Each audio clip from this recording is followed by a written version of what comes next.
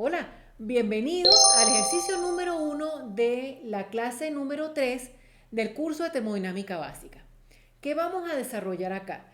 Vamos a identificar el estado termodinámico de una sustancia pura, dados la temperatura y la presión como información. Para ello utilizaremos la tabla de vapor y el principio de los estados correspondientes para caracterizar esta sustancia en estas condiciones. Sin más, empecemos.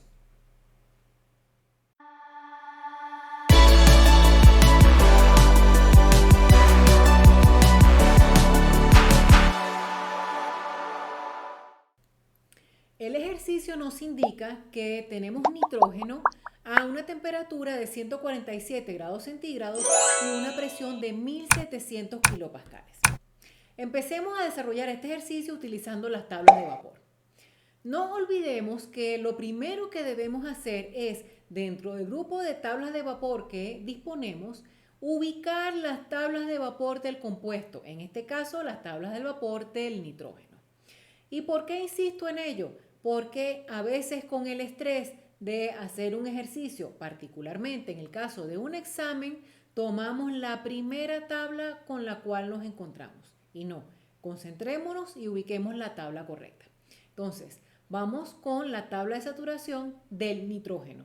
¿Y por qué las tablas de saturación líquido-vapor del nitrógeno? Porque allí vamos a encontrar cuál es el estado de saturación y nos permitirá identificar en qué estado de agregación se encuentra nuestro compuesto para las condiciones dadas. Veamos. Ubiquemos ahora las tablas de vapor. Ubicadas la tabla de saturación, es importante que mencione acá que las tablas básicas que podemos encontrar normalmente en los apéndices de libros de texto como los autores Sontag o el Wiley o el Sengel, el Morán, entre otros, disponen de tablas de saturación ordenadas de manera equidistantes en temperatura, por ello está en la primera columna, luego sigue la presión, luego el volumen específico para líquido saturado, para la diferencia entre el vapor saturado y el líquido saturado y luego para el vapor saturado. De la misma manera ocurre con la energía interna, la entalpía y la entropía. Es decir, vamos a tener por cada propiedad de volumen específico, energía interna, entalpía y entropía, el volumen específico del líquido saturado, el de la diferencia entre líquido saturado y el vapor saturado, mejor dicho, vapor saturado y el líquido saturado, y el de vapor saturado. Y es así esta diferencia porque el del vapor saturado, como hemos de intuir, siempre va a ser mayor que el del líquido saturado porque ocupa mayor volumen o tiene más energía sus moléculas porque actúan más libremente o porque hay mayor grado de desorden por ser vapor. Bien, también podemos encontrar tablas donde la primera columna es la presión, la segunda es la temperatura y luego sigue volumen específico, energía interna, entalpía, entropía. ¿Y por qué esto? Bueno, dependiendo de la conveniencia de la información que nosotros tengamos y el uso de las tablas. Cuando está ordenada la primera columna en función de temperatura, las temperaturas están equidistantes. Cuando se trata de la presión es la que se encuentra equidistante, en intervalos de distancias igual. Bien, escogeremos la que nos convenga. Ambas tablas son iguales, ¿ok? Representan lo mismo. Bien, volvamos al ejercicio. El ejercicio nos pide calcular cuánto valen las demás propiedades. Vamos a hacerlo con el volumen específico. Esto se extrapola a las demás propiedades de manera similar. Definirlas para la temperatura de 147 grados centígrados y la presión de 1700 kilopascales, como ya había mencionado previamente. Lo otro que debemos verificar es las unidades con las cuales nos están dando los datos y las unidades disponibles en las tablas. ¿Okay? Entonces, en este caso, las tablas las disponemos en una temperatura dada en Kelvin. Por lo tanto, Los 147 grados centígrados tendremos que llevarlos a grados Kelvin. ¿Cómo hacemos eso? Recordemos también de la clase 2 que está disponible en mi canal de YouTube, MG Tech Art, así se escribe, del curso de termodinámica básica, que para convertir las unidades simplemente lo que hacemos es buscar la correlación donde tenemos que la temperatura en grados Kelvin será igual a la temperatura en grados centígrados más 273.15. Entonces, el valor de temperatura que nos dan es de 147 grados. La temperatura en Kelvin será igual a 147 grados centígrados más 273.15 y esto suma la cantidad de 420.15 grados Kelvin.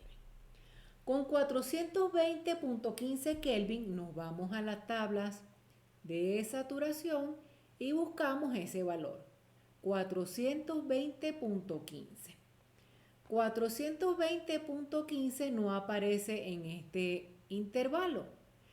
Ya debemos sospechar que no vamos a estar en el domo de saturación, ¿ok? Pero vamos a seguir adelante con el ejercicio. Como no aparece, entonces voy a entrar en la tabla con el otro dato que es 1700 kilopascales. 1700 kilopascales, vamos a destacarlo donde estamos.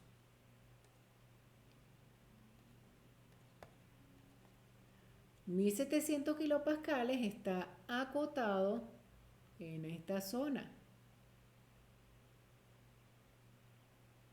Aquí. ¿Qué significa? Que la temperatura de saturación estará entre 110 y 115. Estará aquí, entre estos dos valores, porque la presión está entre estos dos valores. Me estoy refiriendo al valor de saturación, ¿ok? Entonces, como no está directo, tendremos que aplicar una operación que se denomina interpolación, que no es más que un método numérico. ¿En qué consiste esa operación? Veamos. Vamos a graficar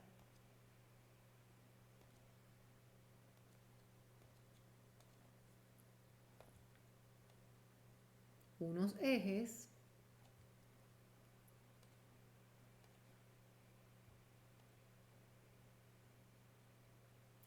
que vamos a llamar Y y X. Y una curva cualquiera, no importa cómo sea la curva, ¿bien? Y sobre esta curva yo voy a identificar un par de puntos. Por ejemplo,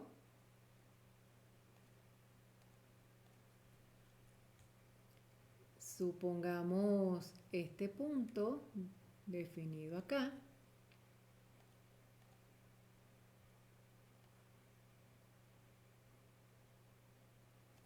Que corresponderá a X1, Y1. Y un nuevo punto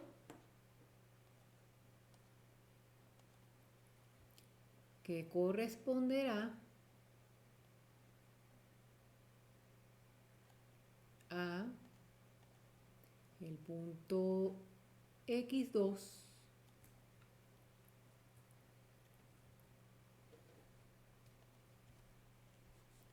X2, Y2. Yo voy a aproximar que entre esos dos puntos hay un comportamiento similar a una recta, ¿ok? Entonces digo, bueno, veamos. Digo que entre punto y este punto pasa una línea recta. Y como pasa una línea recta, la ecuación de una línea recta, recordemos que es algo como y igual a y2 menos y1 sobre x2 menos x1, que no es más que la pendiente, por x menos x1 más y1. ¿Qué digo? Que la ecuación que pinté en azul es la ecuación de una línea recta. Y de manera que si yo quisiera evaluar cualquier cosa que estuviera ubicada en esa recta, por ejemplo, en un punto como este,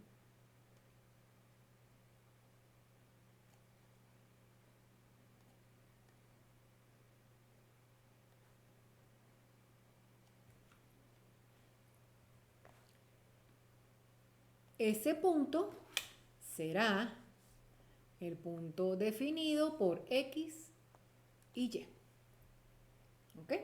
Entonces, interpolando, aplicando esta ecuación, yo podré calcular conocidos X1, Y1, X2, Y2 y conocido la mitad de mi coordenada, por ejemplo X, puedo definir claramente quién es Y y cómo a través de la ecuación de la línea recta que estamos viendo en pantalla. Entonces, eso mismo es lo que voy a hacer regresando a mi tabla, ¿ok? Donde, voy a borrar acá un momento,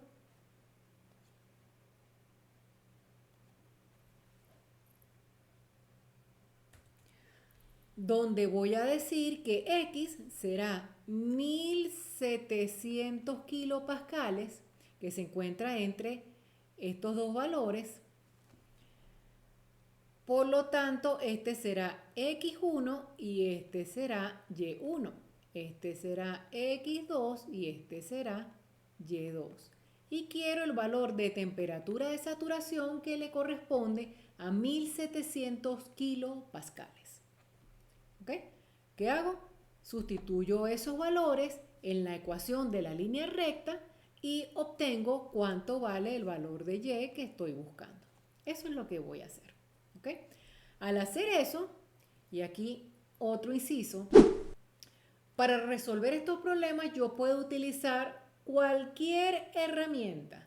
Ejemplo, una calculadora, bien sea como dicen la de panadero, una calculadora científica, puedo utilizar una hoja de cálculo como Excel, puedo utilizar MATCAD, lo que se me antoje. ¿Cuál es la herramienta más adecuada? Con la que me sienta más cómodo y por supuesto la que me permita en mi institución académica utilizar. Si les piden utilicen una calculadora científica, pues será una calculadora científica. La herramienta que utilicemos no va a decir cuál avanzado o menos avanzado nos encontremos. Es simplemente una herramienta, contrario a lo que muchos docentes puedan decir. Sigamos. Voy entonces, cuando vamos a interpolar, ¿verdad? Lo voy a hacer muy despacio porque es la primera vez que vamos a hacer un ejercicio de este tipo. Teníamos nuestra columna de temperatura en Kelvin y nuestra presión en kilopascales en saturación, ¿verdad? Entonces, 110, un correspondiente de 1467.6 y 115, un correspondiente de 1939.3 en presión de saturación. Para 1700 kilopascales, ¿cuál es el valor en Kelvin? Sustituimos en nuestra ecuación y nos quedará de esta manera. Dije previamente que este es X, este podrá ser X1, este podrá ser Y1, este podrá ser X2 y este Y2. ¿Cómo escojo los X y los Y? Los X serán el valor de la variable que conozco, ¿ok? Entonces la variable se mantiene. Y los Y, la variable que desconozco. Entonces, sustituyendo en la ecuación me quedará Y igual a Y2 será 115, Y1 será 110, X2 será 1939.3, X1 será 1467.6 por X, que será 1700 menos X1, que será 1467.6 más Y1, que será 110. Cuando calculamos, Y me da 112.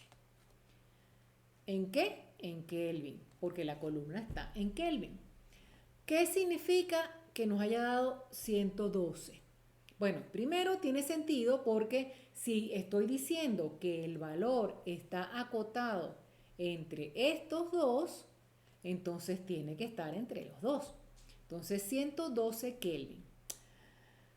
Fijémonos que cuando comparamos, la temperatura dato es 420.15 Kelvin y es mayor que la temperatura de saturación que obtuvimos, que es 112 Kelvin. ¿Qué significa? Que estamos en vapor sobrecalentado, por lo tanto la calidad no se define. ¿Ok? Eso es lo que significa. ¿Y cómo sé que está en vapor sobrecalentado? Bueno, podemos saberlo de varias maneras. Intuitivamente, si estoy hablando de un compuesto que sus moléculas están más separadas porque tiene una mayor temperatura, pues si no estoy en saturación, donde yo tengo mayor separación de moléculas es en la zona de vapor sobrecalentado. Entonces, es vapor sobrecalentado. ¿Cómo estoy segura de lo que estoy diciendo? Veamos. Vámonos a una gráfica. Vamos a hacer una gráfica.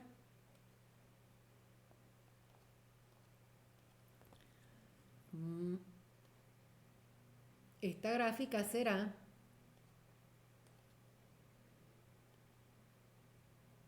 de presión versus temperatura. ¿Okay? Recordemos que vamos a poco para que vayamos identificando las cosas. Teníamos aquí una línea que divide sólido-vapor y termina en un punto que es el punto triple. ¿Ok? Y para el nitrógeno el punto triple es 63.1 Kelvin y la presión de 12.5 en kilo. Vamos a arreglar un poquito aquí.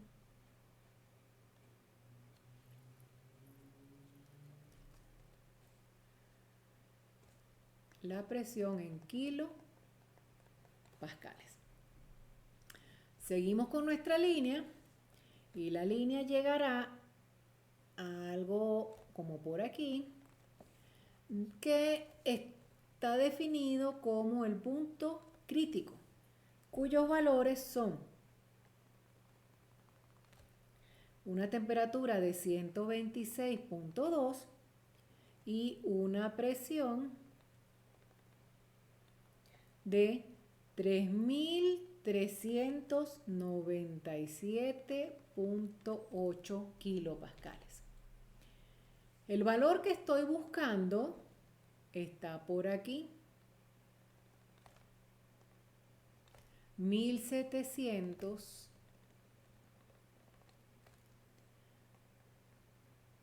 y una temperatura de 420. 420 y 1700. Aquí tenemos el punto.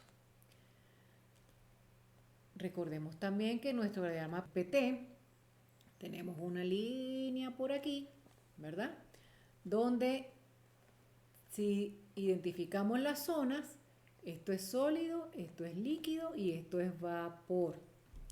¿Ok? ¿Qué nos está diciendo esto? Que esta zona en la que nos encontramos es vapor sobrecalentado. Vapor sobrecalentado, lo cual coincide con lo que había definido arriba. Veámoslo en otra gráfica.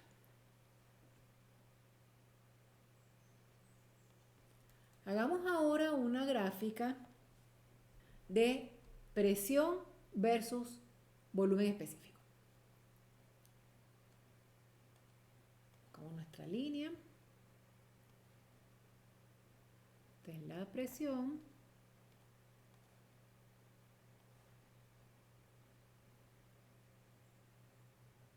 Versus el volumen específico. Bien. Tenemos nuestro domo de saturación, que es algo así, aproximadamente.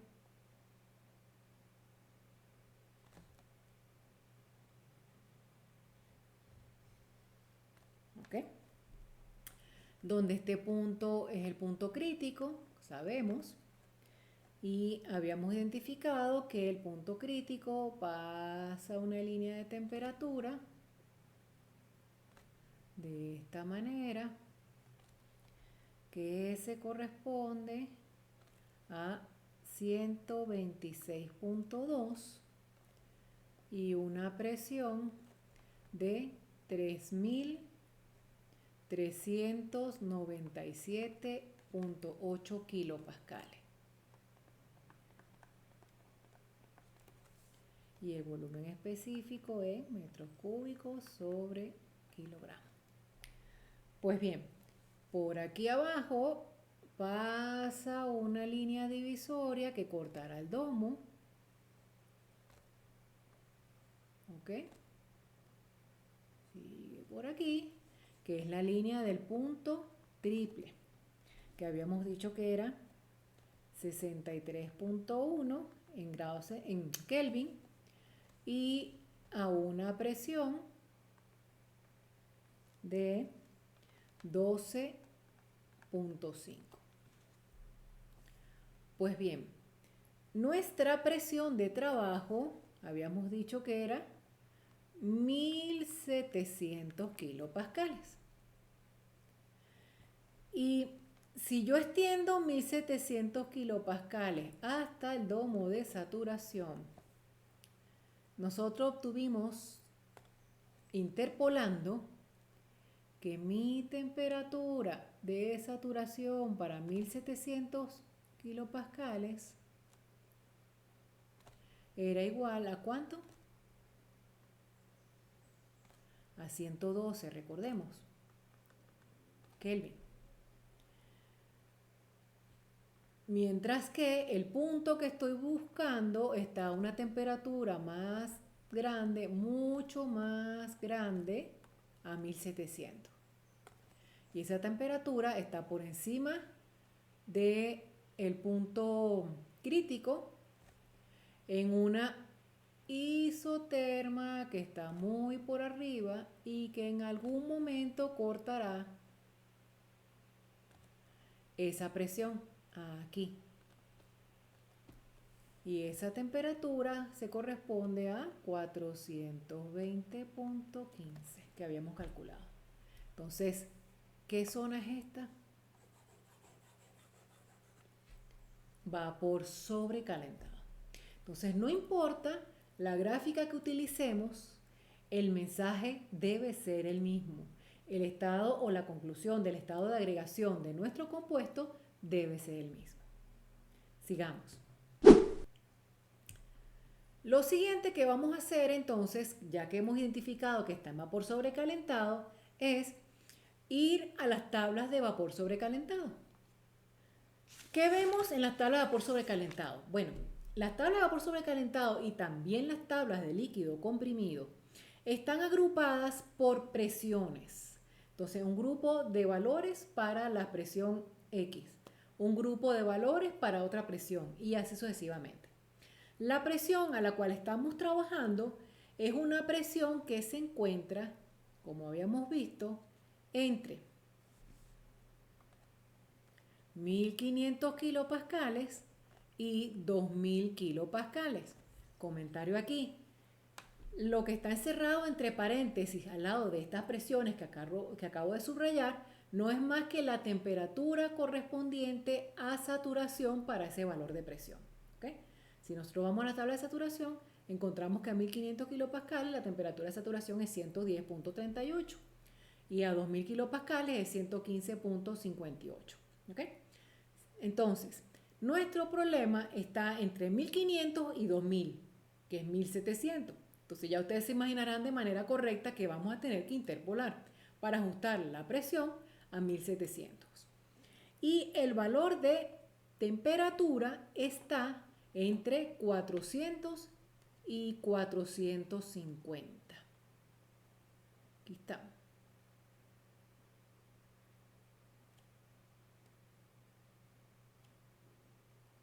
Ahí.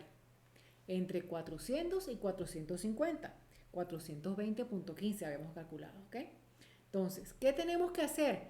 Bueno, tendremos que interpolar para ajustar la temperatura para cada una de estas presiones y después tendremos que volver a interpolar para ajustar a esta temperatura de 420 que ya hemos obtenido los valores, la presión a 1700. Y por eso este procedimiento se le denomina interpolación doble.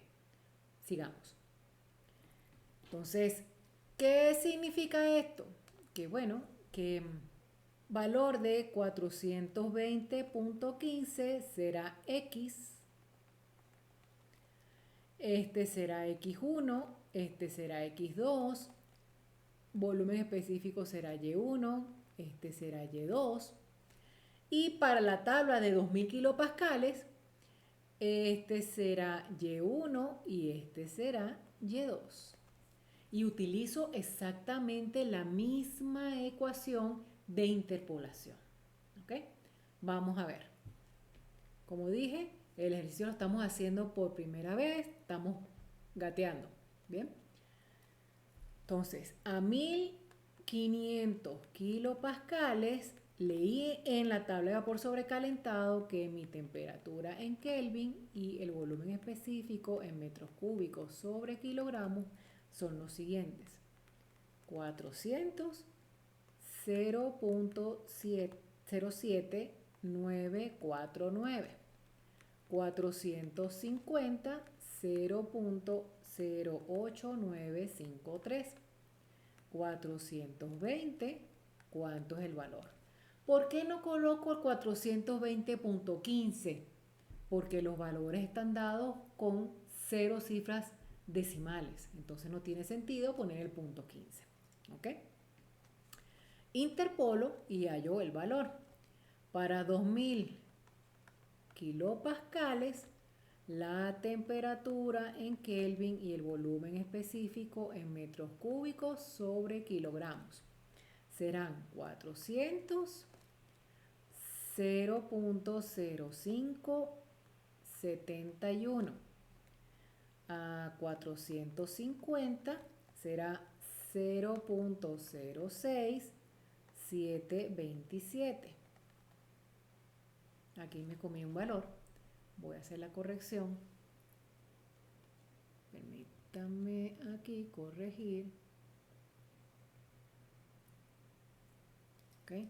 0.5971. 420, ¿cuánto será el valor?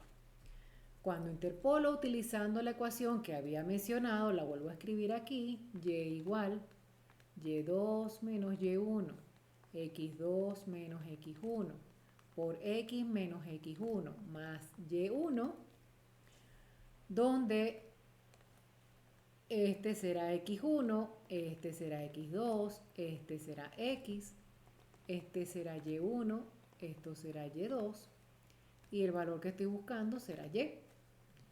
Igual aquí, este será x1, este será x2, este será x, este será y1, y2 y y. Cuando interpolo, el valor que obtengo para 1500 será 0.08351 y para 2000 será 0.06727. 273. ¿Qué debo verificar siempre? Que si estoy interpolando, el valor esté acotado entre los dos valores que estoy interpolando. Si no está acotado, el número está equivocado. Metí un dedito mal en las cuentas. Si estoy extrapolando, se aplica la misma ecuación y el valor que estoy buscando está fuera del intervalo. Por ejemplo, en lugar de quererlo a 420, lo quiero a 390. ¿Ok? Entonces estoy fuera del intervalo entre 400 y 450. Por eso se llama extrapolación. Entonces el número deberá estar fuera del intervalo y en este caso más pequeño que 0.07949 para la presión de 1500. En el tema de extrapolación, para los que no han visto aún métodos numéricos, la extrapolación no siempre es posible. Yo puedo ver si el comportamiento entre dos puntos es más o menos el de una línea recta en la función, pero fuera del intervalo yo no sé qué pueda pasar. ¿Ok? Me explico. Voy a subir a la gráfica que tenía por acá. ¿Ok? Por ejemplo, yo puedo querer interpolar entre este punto y, por ejemplo, este punto. Y cuando yo trato de interpolar entre esos dos puntos, yo estoy viendo que allí hay una curva y que cuando trate de colocar, por ejemplo, una línea recta, supongamos, ¿ok? Entre este punto y este punto, si yo quiero calcular un valor de la función, por ejemplo, aquí, estaré cometiendo un error bastante grande o puede ser bastante significativo si mi punto está aquí a la representación de esta línea recta entre estos dos puntos. Pero fíjense que en el ejemplo que yo les había colocado en este intervalo, ajustaba bastante bien a un comportamiento lineal, entonces tiene sentido. Lo mismo puede pasar si yo extrapolo. Yo no sé, por ejemplo, supongamos que aquí tengo el último valor de mi función. Yo no sé cómo se pueda comportar la función así. Puede ser que fuera este intervalo la función se comporte así. Y yo voy a extrapolar, por ejemplo, entre este punto y con este punto para hallar un valor aquí. Entonces, no necesariamente, por eso es que usualmente en las tablas, entre puntos sucesivos, yo como los puntos están lo suficientemente pegaditos, puedo ajustar a un comportamiento lineal. Pero extrapolar, no sé cómo se comporta la función, entonces allí hay que tener cuidado. Bien, entonces sigamos con nuestro ejercicio. Ok, entonces hemos interpolado para ajustar la temperatura a 420 grados Kelvin. ¿Qué significa? Que yo puedo construir ahora una nueva tabla que será T en grados Kelvin igual a 420.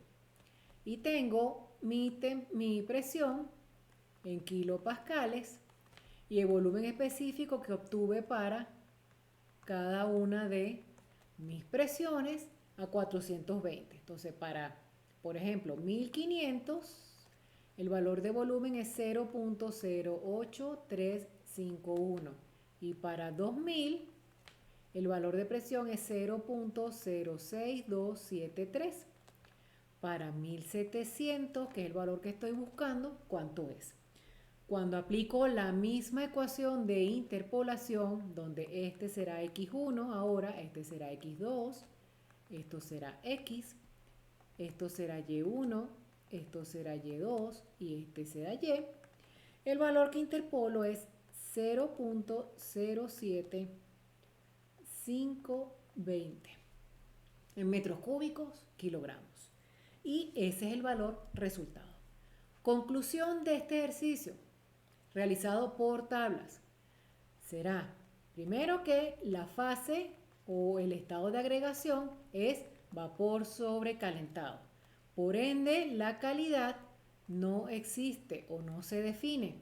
Y el volumen específico obtenido será 0.07520 metros cúbicos sobre kilogramos. Vayamos ahora a la siguiente parte del ejercicio. ¿Qué pasa si utilizamos la carta de compresibilidad? El principio de los estados correspondientes nos dice que la presión por el volumen específico será Z por la constante universal por la temperatura. Si estamos hablando de volumen molar, la barrita yo estoy representando que las cantidades son molares. Algo por kilomoles, por ejemplo, en el sistema internacional. Entonces, ¿qué estoy buscando? Nos dan la presión, nos dan la temperatura, la R es la constante universal. Si Z lo leo de la carta, ¿ok? Entonces podré despejar el volumen específico. Y quedará que el volumen específico molar será ZRT sobre P. ¿Quién es R? La constante universal de los gases, que es 8.3144 kilojoule sobre kilomol Kelvin. Mi temperatura, la que es dato en Kelvin, 420.15 Kelvin. Y mi presión es 1700 kilopascales. Vamos a hacer este ejercicio de dos maneras. Vamos a utilizar el factor de Z, vamos a tratar de ubicarlo en una carta donde graficaron cuánto vale el valor de Z para diversos compuestos. Vamos a mirar. La carta de la cual les estoy hablando es esta. ¿Ok? Tengo en este eje Z y tengo en el eje horizontal presión reducida. Y cada una de estas líneas se corresponden a temperaturas reducidas. Y acá estamos viendo los compuestos que están graficados. En nuestro caso, nuestro compuesto de interés es el nitrógeno, aquí, que está representado con un triangulito. ¿Ok?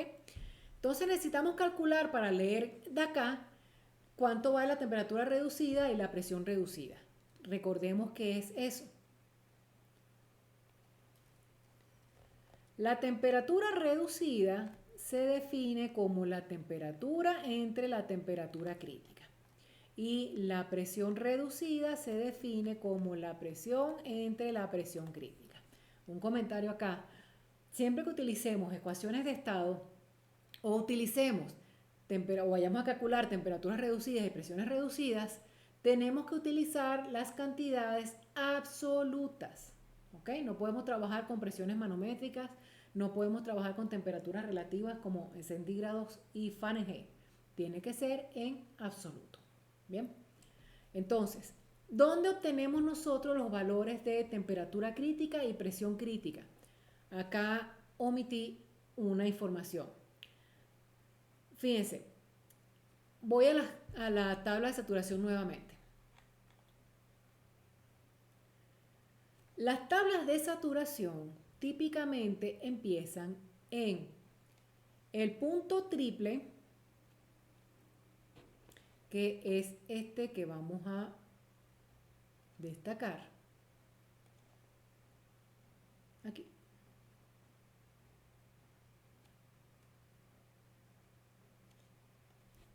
¿Ok? Y terminan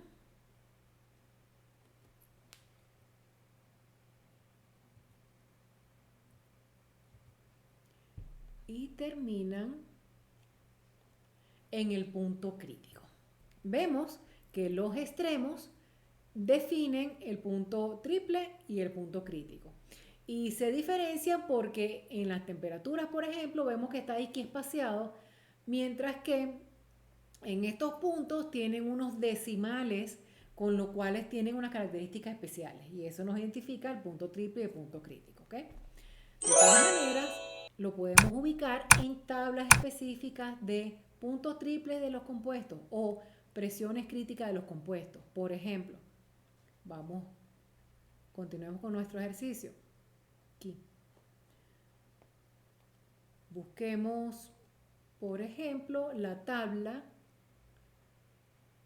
de propiedades críticas que típicamente las encontramos en los apéndices de los libros de texto. Entonces busquemos, dice propiedades críticas. Entonces busquemos que para el nitrógeno está acá. Nitrógeno, ¿ok? Entonces aparece el peso molecular, lo vamos a copiar porque lo vamos a necesitar. Peso molecular, la temperatura crítica, la presión crítica y el volumen crítico, ¿ok? Entonces copiemos. Peso molecular leído de la tabla será 28.013 kilogramos sobre kilomol. Observación aquí, gramos sobre mol o kilogramos sobre kilomol es la misma cantidad, ¿ok? Temperatura crítica será 126.2 Kelvin. La presión crítica será 3.39 megapascales, que llevados a kilopascales es multiplicarlo por 1000. Entonces tendremos 3.39 por 10 a la 3 kilopascales. Y el volumen crítico, que es 0.0032 metros cúbicos sobre kilomol. Con esta temperatura crítica y la presión crítica calculo temperatura reducida y presión reducida. De manera que la temperatura reducida quedará 420.15 Kelvin entre 126.2 Kelvin.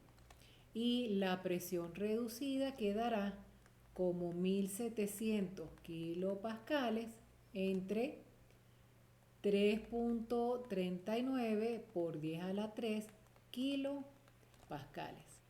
3.33 y 0.50. Con esos dos valores, ¿verdad? Temperatura reducida. Vamos a copiarlos aquí. Temperatura reducida 3.33 y la presión reducida 0.5. Nos venimos acá. 0.5, estamos sobre esta línea en algún lado. Si vemos, las temperaturas reducidas van creciendo así, 1, 1.1, 1.2, 1.3, 1.5, 2, y convergen en esta zona, ¿verdad? Van subiendo y van convergiendo y están cercanas a 1. No pintan más porque están cercanas a 1. Entonces, Z es aproximadamente igual a 1, ¿ok? Voy a decir que mi puntito está por aquí. Estoy por aquí. ¿Ok?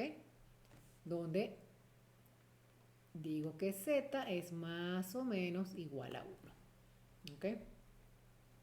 Entonces, si Z es más o menos igual a 1 de acuerdo a la información que estoy leyendo, ¿qué significa? Que mi ecuación de estado, donde había dicho que el volumen era Z, R, T sobre P, esto es aproximadamente 1, por lo tanto me queda RT sobre P, que no es más que la ecuación de gas ideal. Volumen entonces igual a 8.3144 kilojoule, kilomol, Kelvin por 420.15 Kelvin entre 1700 kilopascales y el volumen molar será 2.0549 metros cúbicos sobre kilomol. Luego, el volumen molar, que viene en metros cúbicos sobre kilomol es igual a ¿quién? Al volumen que viene en metros cúbicos sobre kilogramos multiplicado por el peso molecular que viene en kilogramos sobre kilomol.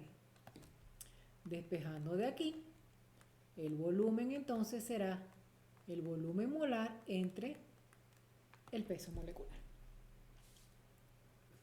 Si sustituimos los valores será 2.0549 metros cúbicos sobre kilomol entre el peso molecular que habíamos leído que era 28.013, que ojo, también lo podemos calcular muy fácil, ¿verdad?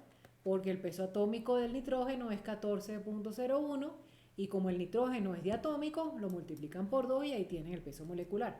¿Ok? Entonces el volumen será 0.0735 metros cúbicos sobre kilogramos. Si comparamos ese con el que habíamos obtenido, 0.07520 metros cúbicos sobre kilogramos. Podemos calcular el error entre esas dos cantidades siendo tablas siempre más exacto porque no estoy leyendo nada de gráfica, ¿ok? Por lo tanto, más o menos el porcentaje de error es de 2.46%. No es tan mal el cálculo, ¿ok? Bien, ¿qué pasa si utilizamos la ecuación, otra vez del principio de los estados correspondientes, pero la carta de compresibilidad generalizada? Recordemos que la carta de compresibilidad generalizada se refiere a una carta en la cual graficaron el resultado de todos los compuestos, es equivalente a esto, ¿ok? A lo que acabamos de ver aquí. En este caso no necesitamos buscar nada. Si vamos a utilizar para los compuestos cada uno, pues veríamos dónde está el compuesto nitrógeno, dónde está el triangulito y más o menos para la temperatura reducida, cómo se comporta, ¿no? Entonces, si yo elimino todos esos puntitos, triangulitos, X, etcétera, yo obtengo mi carta de compresibilidad generalizada y que dependiendo del Z crítico aplique o no. Por ejemplo, hay un grupo de compuestos cuyo Z crítico es 0.27, algunos que son 0.23, otros son 0.29. La mayoría de los compuestos se agrupan entre 0.27 y 0.29 y la carta de compresibilidad cambia un poquito. Entonces, tengo que ubicar la carta de compresibilidad que se corresponda a ese compuesto. Y para ello necesito el Z crítico. De allí que yo copié, cuando copiamos las propiedades críticas, el volumen crítico. Y es porque lo íbamos a utilizar. ¿Ok? Entonces, calculemos el Z crítico. El Z crítico será presión crítica por el volumen crítico igual a Z crítico por R por T crítico. Entonces de aquí el Z crítico será P crítico, volumen crítico, dividiendo R, T crítico. ¿Ok?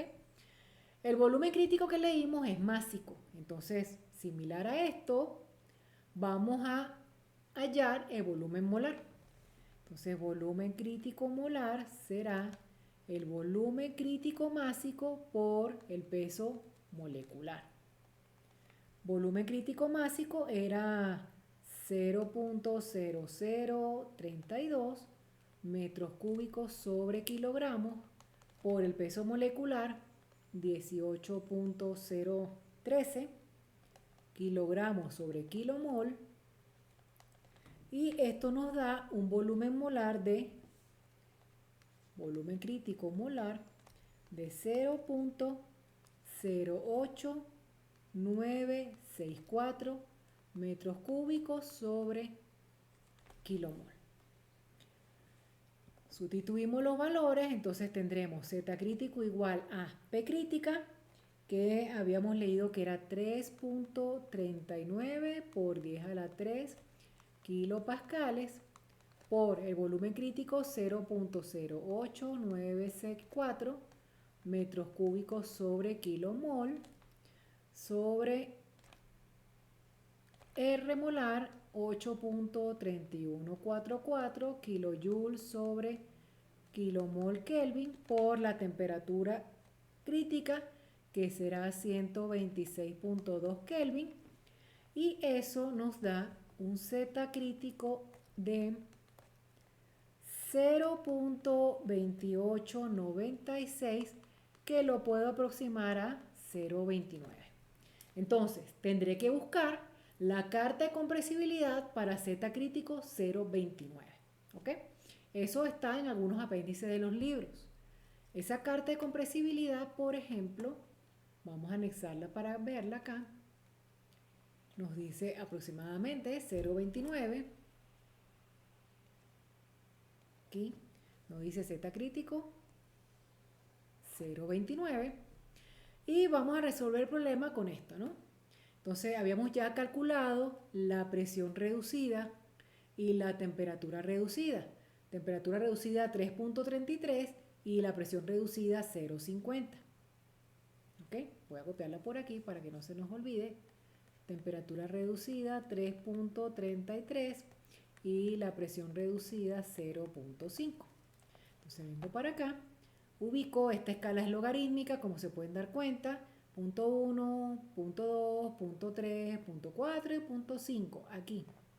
Entonces mi línea estará aquí. Aquí.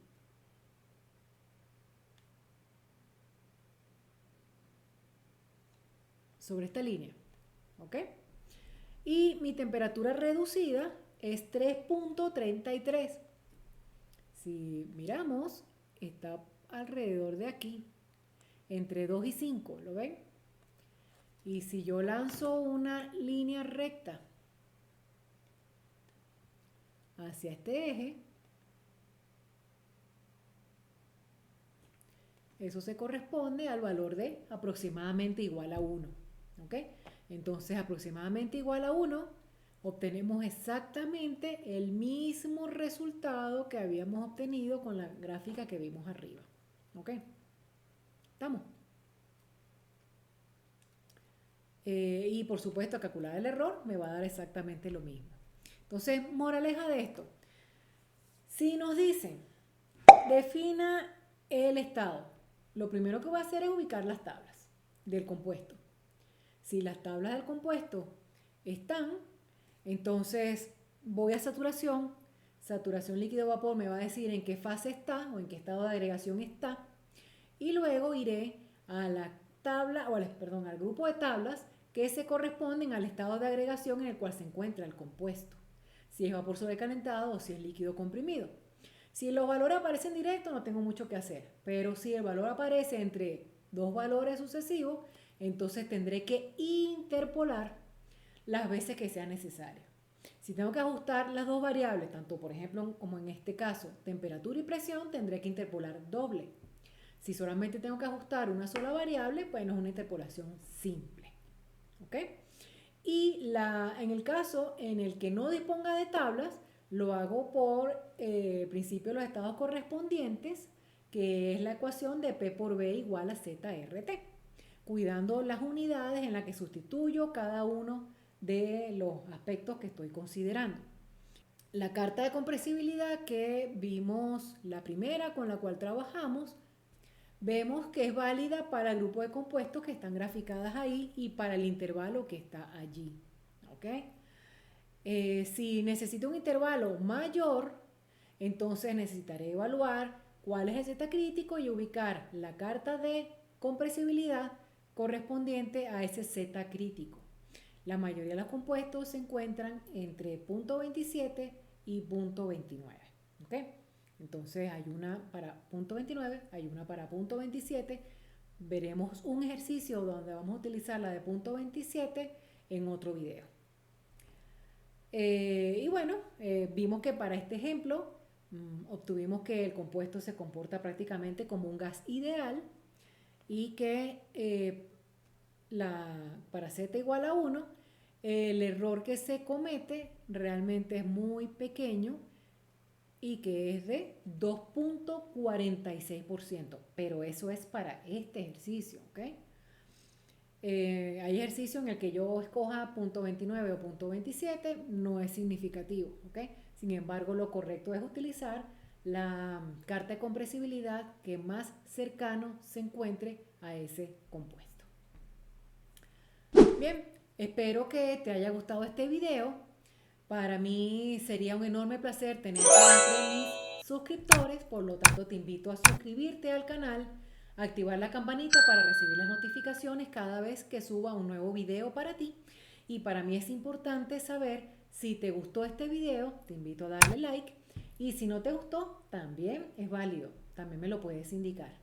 También te pido que compartas este video con la mayor cantidad de compañeros a quienes tú identificas que también puede serles de utilidad.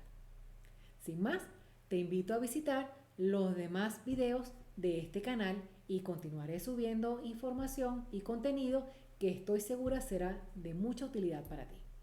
Nos vemos en el próximo video. Hasta pronto.